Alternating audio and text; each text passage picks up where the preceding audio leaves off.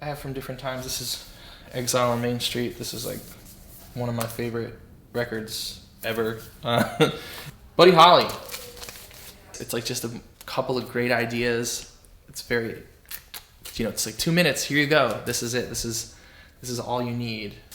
Kenny and Dolly's Christmas record. We love this one. I don't know. There's like Tom Petty and Jimmy Reed. I think there's a bunch of Simon and Garfunkel, more Dolly. Janice's Greatest Hits. Johnny Cash, Greatest Hits, Volume 1. Elton's Greatest Hits, which is insane. 24, Hank Williams. More Simon and Garfunkel, more Simon and Garfunkel.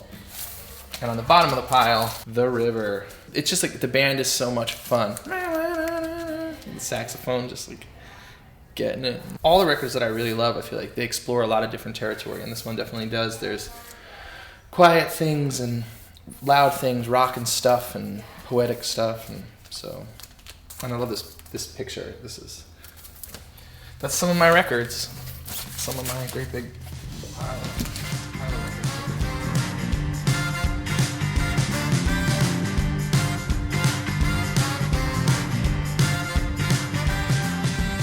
So, in working on the new record, I guess what I hoped to do, it's kind of the same thing that happens with every record. It's like whatever the sounds are that are banging around in my head as we start working on an album, that's kind of where we go. Like I never really have specific intentions. Like with the last album, we went in and we started playing, and then it just felt obvious which way to go. And with this record, I've been on the road a fair amount this year, and so I just started writing these songs as I was playing shows and traveling all over the world, and just kind of in the middle of the music.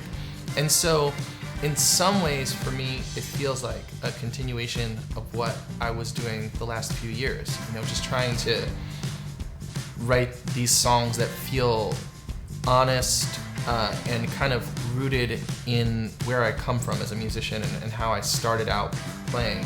And so a lot of the stuff you hear on the last record, you hear on this record, the big kind of rockin' horns and some of the more kind of back porch southern kind of things and the big harmonies, all stuff that is, a part of my DNA. It's just always been in there, and at different points it's felt right to let it out, and right now I just feel like that's what my music sounds like. So it's easy. Like I'm never trying to do anything. It's just like whatever feels appropriate to me in a given moment. So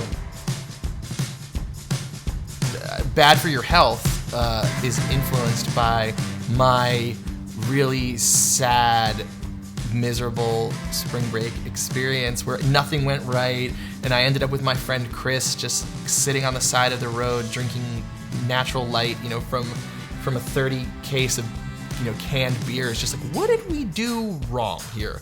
Bad for Your Health tries to capture like a snapshot of being young and trying to have an adventure and swinging and missing. Try me, honey, but it may be bad for your head.